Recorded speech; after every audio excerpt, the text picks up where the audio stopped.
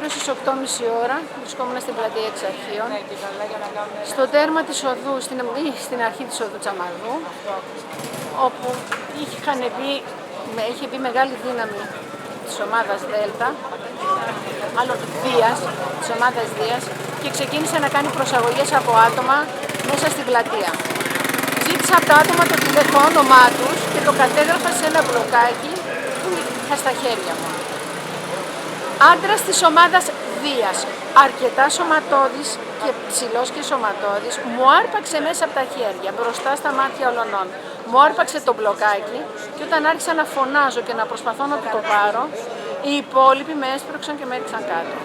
Τους παρακολούθησα φωνάζοντας μέχρι τη συμβολή της οδού Στουρνάρη με Σπυρίδωνο Στριπούπη, και αυτό που είδα το απίστευτο ήταν ότι ο συγκεκριμένος ο οποίος κρατούσε το μπλοκάκι μου στα χέρια του καβάλισε μηχανάκι χωρίς πινακίδες. Θα φροντίσω να καταγγελθεί, να φτάσει στα πέρατα της γης. Καλή νύχτα σας.